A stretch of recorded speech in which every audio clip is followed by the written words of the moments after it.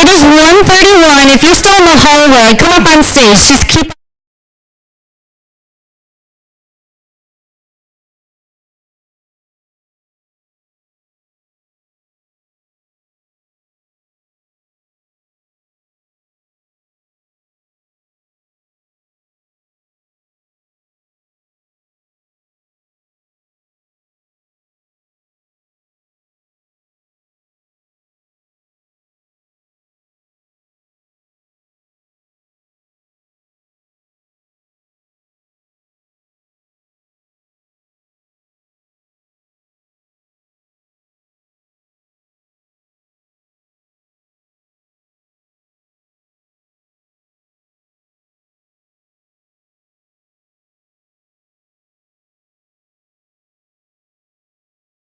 Analia Lacoste. I'm the critical issue special events chair.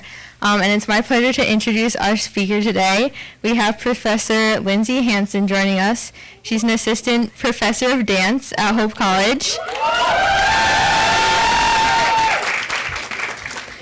Lindsey is also the director of Lindsey Hanson Collective, a New York City-based group of artists specializing in site-specific dance.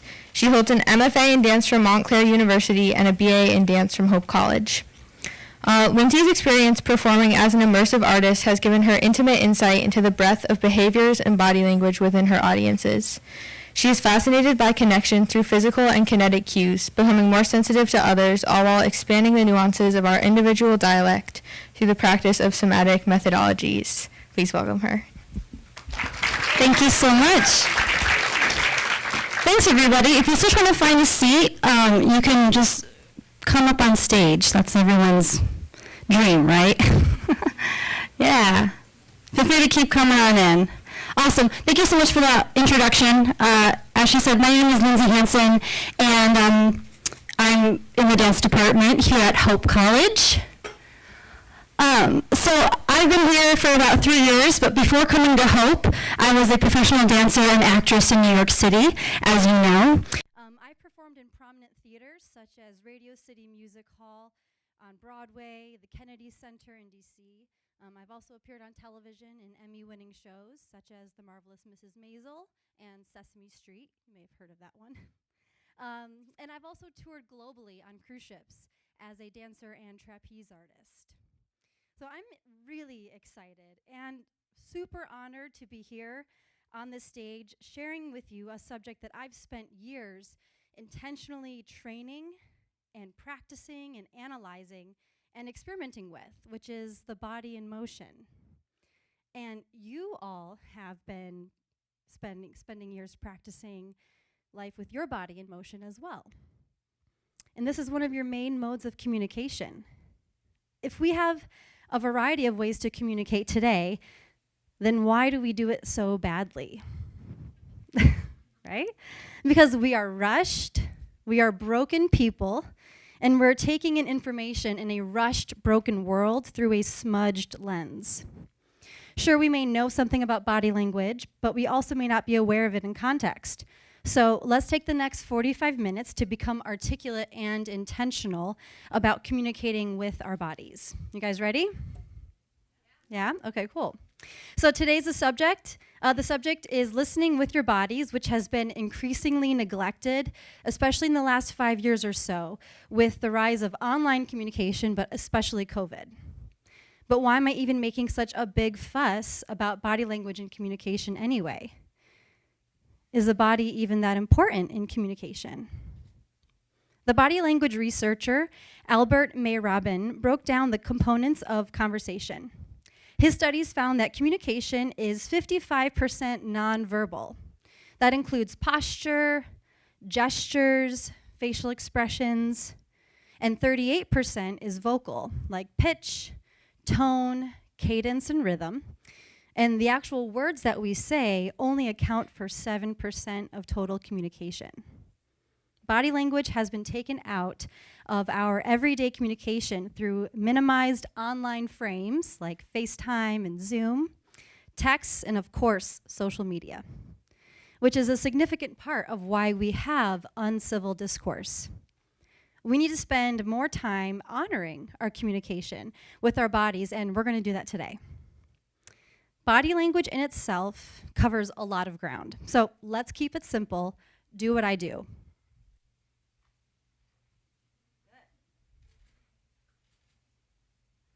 How about good? Well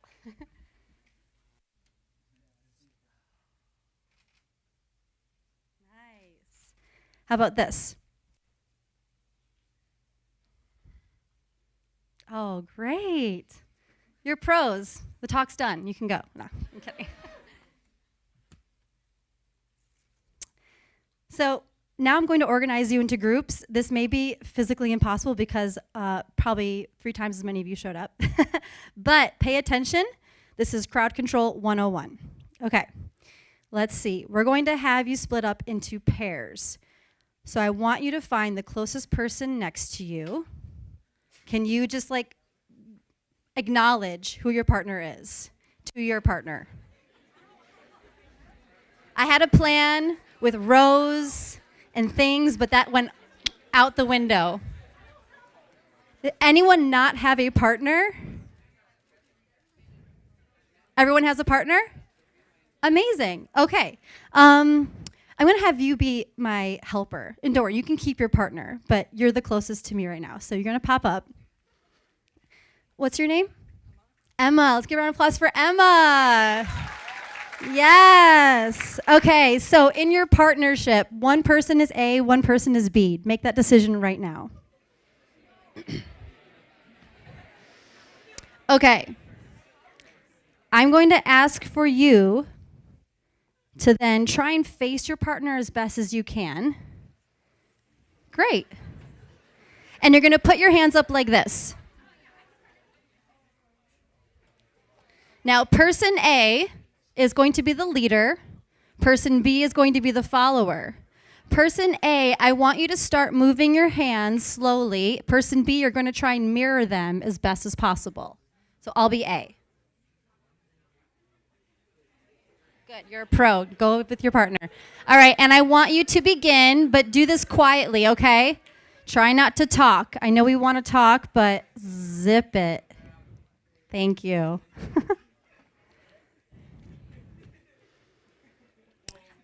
Now slow down. Maybe you're trying to, mess with your partner, but go slow. And I want to just release you of the obligation to maintain eye contact. You don't have to stare deeply into your partner's eyes. You can just kind of take in the whole body, okay? Take in everything all at once. Go even slower. Slow down. Now switch who is A and who is B. Shh, no talking. I promise, if you talk, the whole thing goes out the window. Good. Now, can you switch back to original A and B? And try to use more of your torso now. It's going to be tough, but try to just use your torso. Small movements is okay. You don't have to make any large movements. Small is okay. Go slow.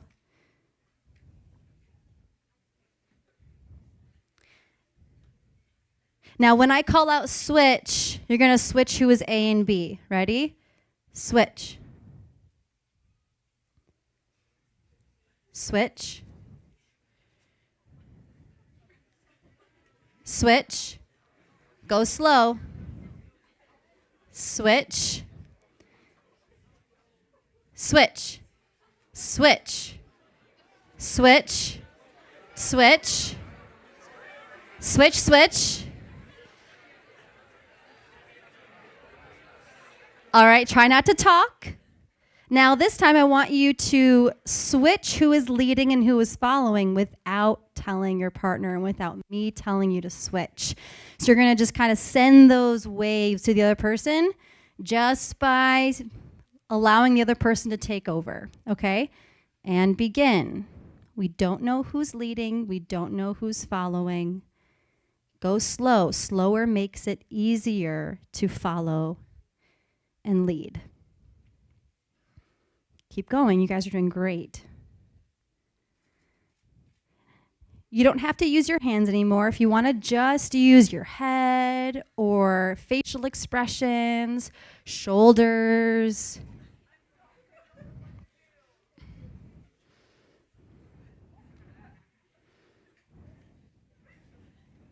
Okay, now pause for a moment. Think about it. We're practicing listening by moving. How cool, right? How is that possible? We're moving so intently as the other person that we lose ourselves in the process. There is, of course, this fear of losing yourself, of losing your balance or control, but I promise you, you will always get it back. So there's no fear here. There's nothing to lose. So really go for it this time, and I really encourage you to try to just turn off your voice, right? We want to keep that part out of the conversation. We just want to use our bodies, okay? So let's try it again, and just try to switch without talking about it, right? Without signaling. Let's just try it for a short while, and go.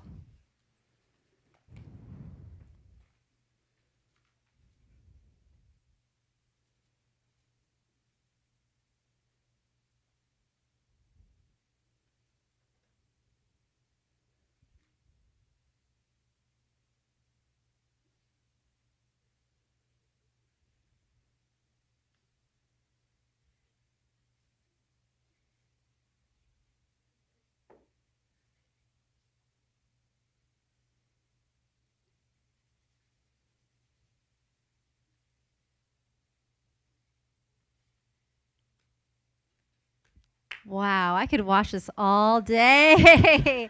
That was so great. Give yourself a round of applause. Wow. I just got a bunch of college students to stop talking. No, but that was really, really awesome. And I saw a lot of really interesting things. I saw people dip from abstract movement to just gestures to sounds. It was really great. You guys are really interesting movers. Okay, so let's take a breather and just quietly discuss with your partner, because if you talk anything above a whisper, it's going to be so loud in here. So I want you to talk about what happened. What just happened?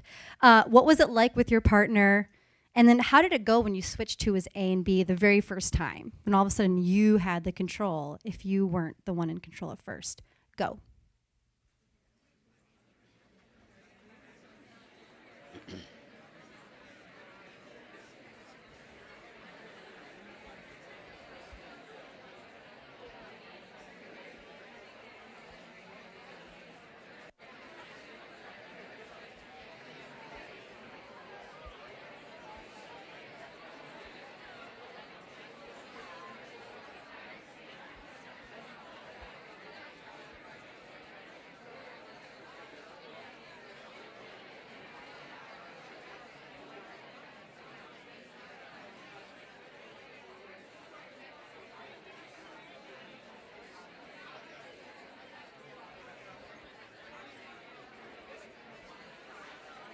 Awesome. Does anyone want to share with the group what their findings were of that experiment? Yeah, Maureen? Forcing the switch was harder than picking it up naturally. Did anyone else have that same realization? Yeah, you did? Kaylani, how was it for you? Putting you on the spot, but you're literally like, hello.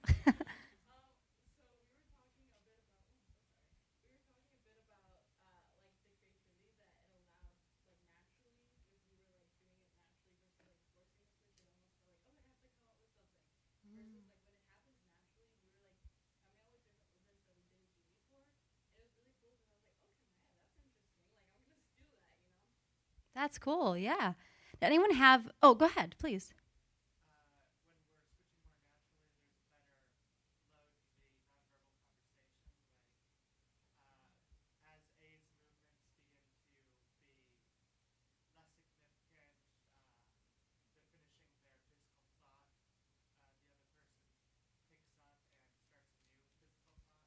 Isn't it interesting that you were able to just figure that out too without saying, I'm ready to be done.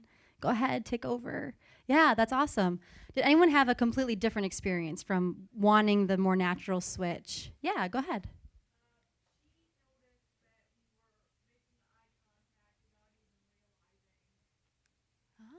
That's cool. Anyone else have a completely different experience? Cool. Okay, great. So let's see if we can do this. Without moving around, change who your partner is.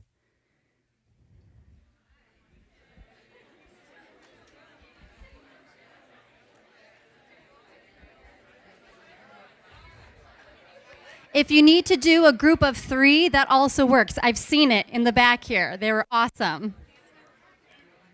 Okay, does everyone have their new partner? Does anyone not have a partner? Okay, decide who is A, who is B. Go. Make that decision.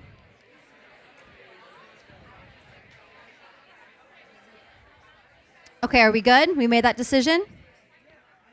Okay, we're going to be a little bit more intricate here, but you don't have a lot of space to work with. So guess what? All of your movement needs to be small, but you can pick up details way better than you think. Yeah, so you don't have to go all the way over. Maybe you can just do that. Yeah, so be detailed, but try to pick up those details now because we're keeping the frame really small.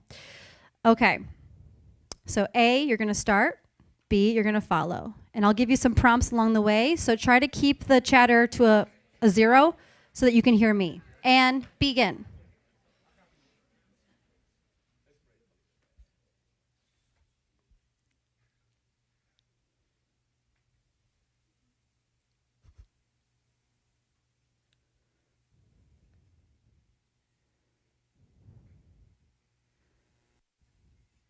Now, if you haven't already, switch who's leading and following.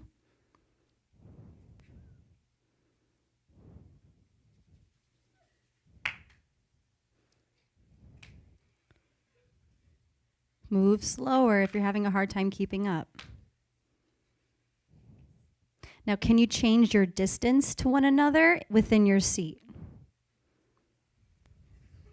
So further away or get closer if you're comfortable. Or maybe you want to arrange yourself side by side.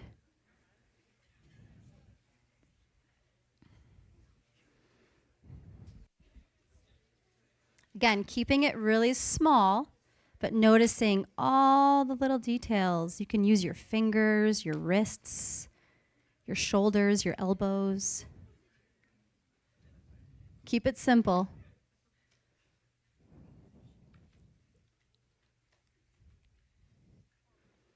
Can you switch up your pace? So speed up and keep up.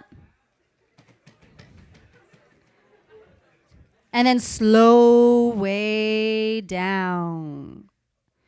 As if you're not even moving. Slower, slower, slower.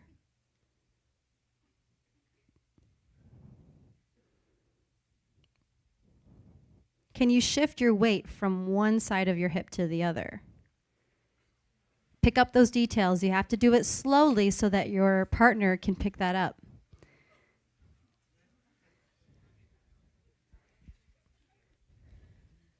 Try adjusting your posture now. Yeah, you have so many options.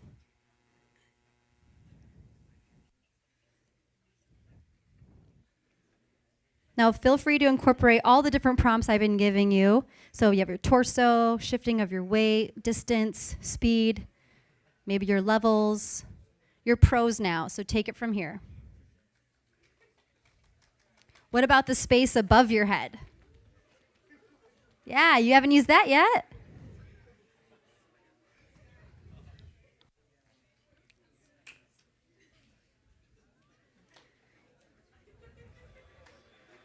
Now think about taking in the body all at once, everything at the same time. So use an indirect focus instead of a very direct focus, right? We have multiple things to take in versus a singular thing to take in.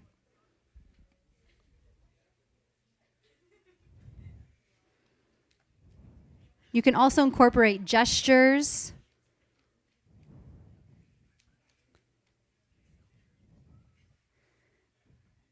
Excellent. Yes. Okay, take a break. Woo! I'm impressed. I'm impressed.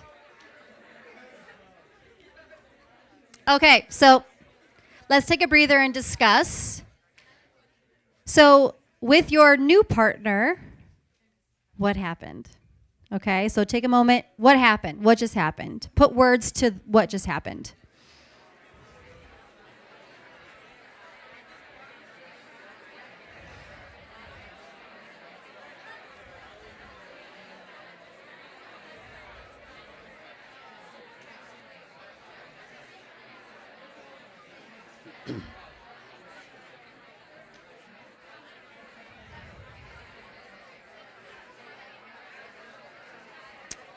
All right, and then come back to me.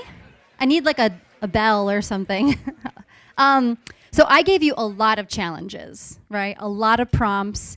You did a lot of intentional listening with your bodies. So that can be exhausting, right, mentally. How did that feel between you? Are you revived? Are you refreshed? Or are you completely drained? So talk about that with your partner.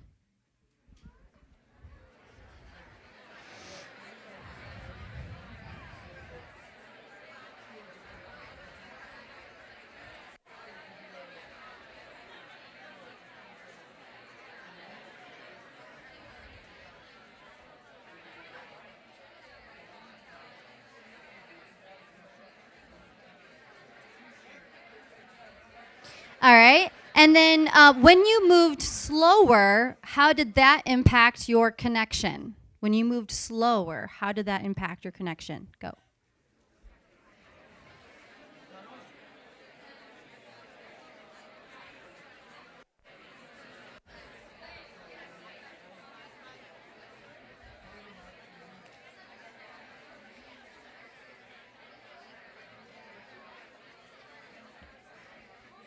Now, was it difficult or easy to notice the details? You are pretty close to your person, so how did that affect taking in all the details? Easy? Yeah? All right, so who wants to report some of their findings, some of their data with the group? Someone that hasn't spoken yet, but thank you. Yeah, go ahead.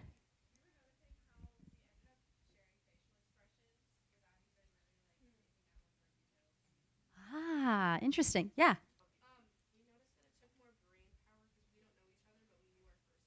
Mhm.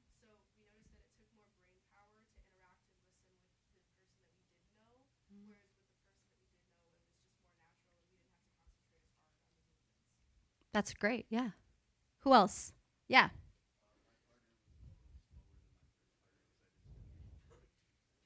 Yeah. So the pace maybe differed between your first and second partner. Also, I saw the miniest dab over here, which was pretty impressive.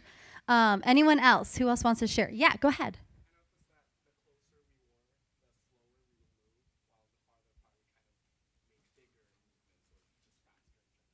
Okay, so proximity changed how you moved. Cool.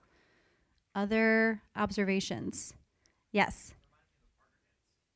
How so? Please elaborate.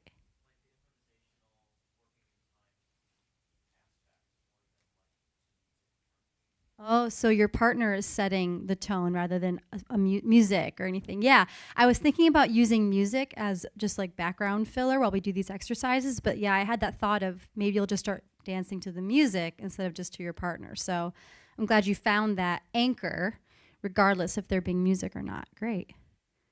Other observations? Yes, go ahead. You've had your hand up so patiently.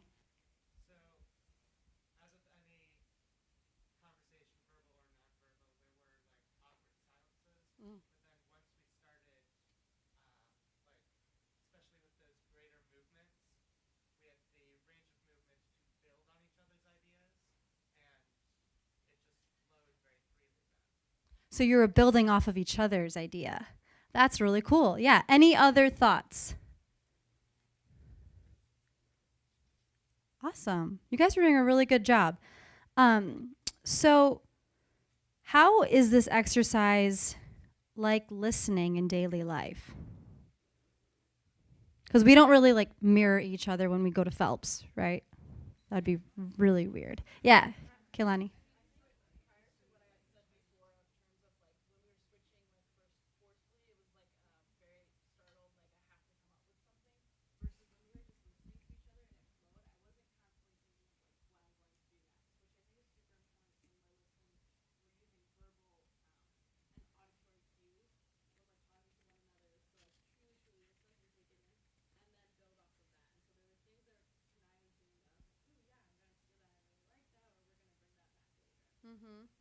Yeah, that's interesting. Yeah, go ahead.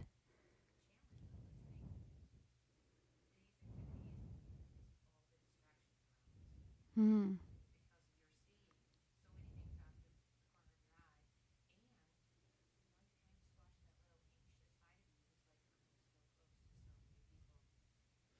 Yeah, absolutely.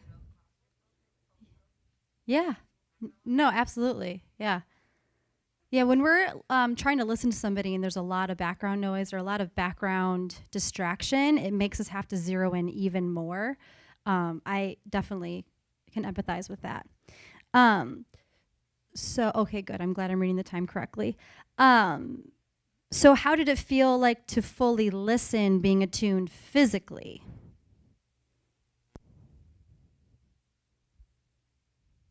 Is this something that you're used to doing in your daily life, like really tuning in physically with somebody else? Maybe some of the people in the dance department, they're like, yeah, we do this every day. But anyone, yeah, go ahead. No way.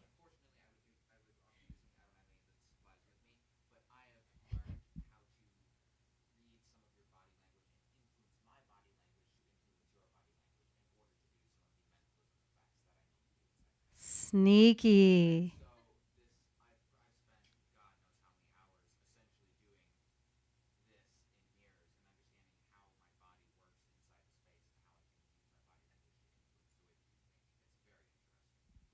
That's really cool. You're like, I'm not prepared to do any magic. Actually, I have a deck of cards. That's really awesome. Thank you for sharing that. So, how can this exercise enhance your listening skills? Like, how can this help you tomorrow with your friends or with your parents, with your professors? Can anyone make that connection? Yeah, go ahead.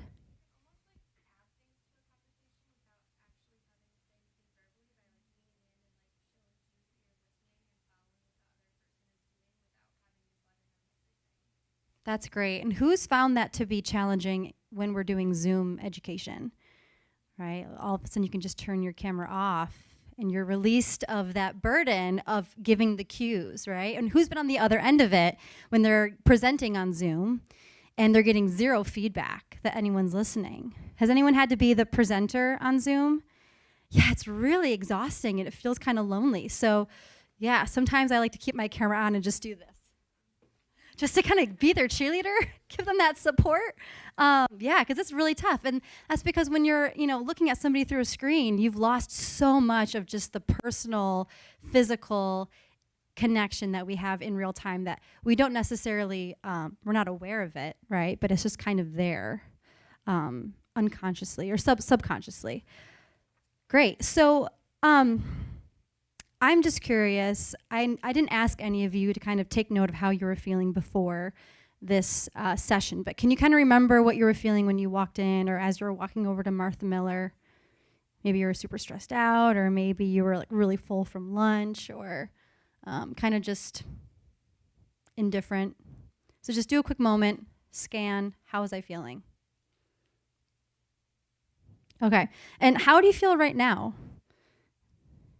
Again, just kind of a quick scan. Do I feel refreshed? Do I feel vulnerable? Do I feel curious? Who wants to shout out some of the words that come to mind with how they're feeling right now? It's hot in here. Okay. Thanks for that. Calmer. Interesting. Yeah, Maureen.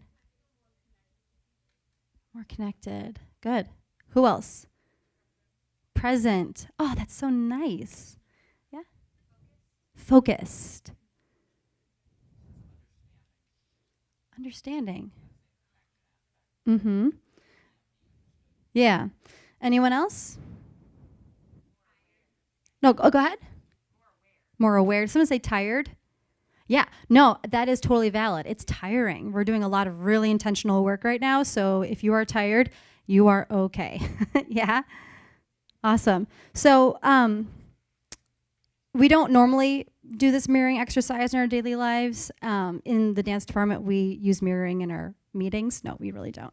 We start every meeting with just let's mirror each other. No, we don't do that. But this can, just doing this exercise right now, you've put something in your pocket to take with you tomorrow, yeah? Even if it's something little. So hopefully you are a little bit changed from this experience. So this is not profound information, but it's something that we do forget about a lot. And it's hard, I get it, because utilizing our bodies in communication happens in real time. Yeah, it's always a part of communication.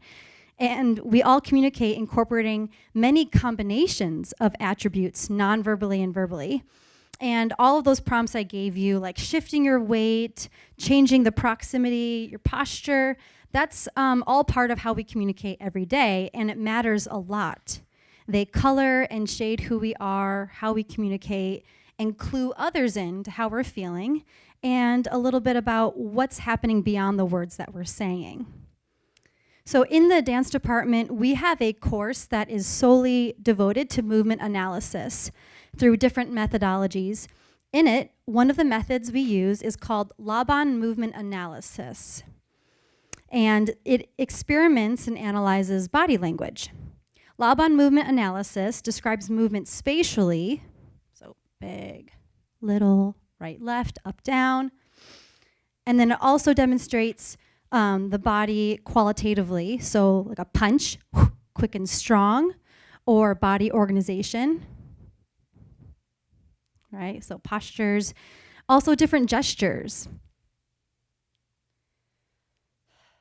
Right? These are packed with meaning, okay? So you did that with me at the top of today's session, remember? You all showed me you understand those elements. So we can also portray that in our voice. How we say something is usually more important than how we say it, am I right? So you can punch a word, you can float a word, you can shrink a phrase, or you can stretch out a phrase. Right? I'm not an actor or anything. But let's try an experiment. Okay, so gents, I'm going to grab this whiteboard. So if you can give me a pathway here. And I will not steal your candy.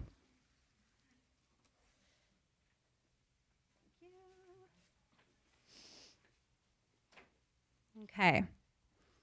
So the phrase on the board, that's not what I had in mind. We're going to move this over. Okay. So these words is pretty straightforward. That's not what I had in mind. I'm going to say this phrase with indirect focus and sustained energy or sustained timing. That's not what I had in mind. Okay? Now I want you to say this with direct focus and quick. Say it out loud. Go. Yeah. Wow. Okay. Try it very small, internal, and bound. Go. That's not what I had in mind. Good. Can you say it free and light and soft? Yeah, amazing. So those words are exactly the same every single time you said it. You did not change a single word. But boy, they have stark differences. Am I right? Yeah. You can just feel the meaning that completely shifts the moment you say it differently. So that's how you're shading it with nonverbals and with vocal qualities. So I love this quote by Peggy Hackney. She's the author of a book called Making Connections. She says, Laban movement analysis provides a rich overview of the scope of movement possibilities. Each human combines these movement factors in their own unique way and organizes them to create phrases and relationships and reveal personal, artistic, or cultural style. So if we're able to slow down and take note of those attributes in others, in their voice, in their bodies, then we're really listening to the whole person. And taking note is the important part. because we naturally just absorb them all the time. So taking note means that you need to be present and you need to slow down in your listening. Not in your talking necessarily, but in your listening. So we have a bonus round here. Take a moment and think of how you've been moving this session when you were the leader. What was your default path or default way of moving? Can you identify the main quality of movement when you were leading? So were you fluid? Were you linear? Were you upright? Were you low? Were you internal or expansive? Strong or soft? Were you funny or serious? So has everyone identified that quality that was their home base? Yeah? Okay. So that home quality for you was your home dialect.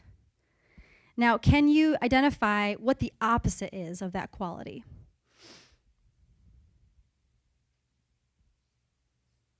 Yes, are we tracking here? Okay. Yeah, so I can give you an example. So if you're really strong, maybe being really kind of floating and soft is the opposite. So I would like you to just in your seat move in the opposite quality. Yeah, so not your home dialect. So take just 30 seconds and give that a try. You don't have to mirror anybody, you just do it yourself.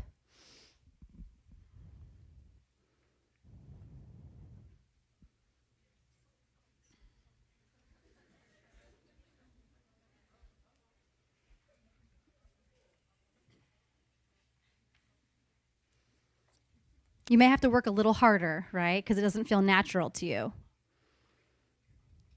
Maybe it feels a little icky.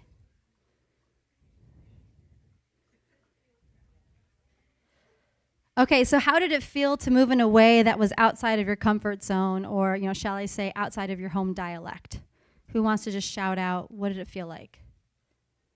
Unnatural. Who else? Different. Yeah, harder to think about, yeah. Forced, good. Controlled more, yeah. Nice, yeah. Okay, cool. So what was it like to think about or identify your default zone, your default dialect? Was it hard to kind of put into words what your home dialect is? Either this or this would be great. Yeah? Or also, a lot of this. Yeah, I think sometimes it's hard to have a meta thought about yourself, right? Because you just go, go, go. And then then all of a sudden to have to just stop and think, how do I do the thing I do can be really challenging sometimes.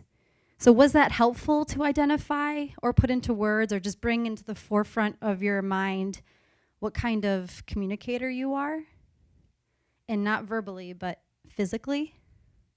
Yeah, it was helpful. And then would anyone like to share kind of the process that they went through to identify what their home default was? Yeah, go ahead.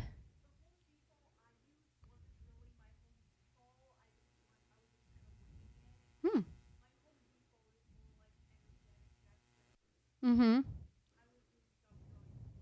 Oh, interesting. Yeah, and you're in a really strange environment right now too, right? You're all crammed together in this room and then I'm asking you to do something that's really weird. So it's okay if what you picked for your default movement style is not actually your default kind of talking style. But yeah, exactly. So I'm giving you prompts too. I'm loading you with different things to start with. So we're almost done here. And so I just want to kind of close with different attributes in body language can reflect different attributes in your voice, as you all just did with this really fun exercise. And it's important to acknowledge that our default movement and default vocal qualities may or may not be something that we choose. How we communicate and hold space in public is the product of a lot of things. Yeah, it's the product of our upbringing, our culture, significant life experiences, good or bad. learned or unlearned behavior, or physical and emotional coping mechanisms. So just having the awareness to pause and use actual vocabulary to describe those kinds of qualities can help us be more present in our listening. And I believe that being able to fully listen will help us to better practice civil discourse. And being able to truly see and hear all of what someone is saying really completes the picture of healthy communication. Does anyone have any questions for me or for anyone else in the room?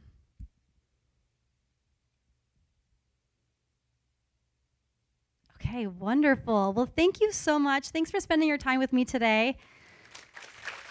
And give yourselves a round of applause because you did a lot of work. And then thank you for the tech crew so that you can see and hear me today. All right, guys, safely try to exit. Thank you so much.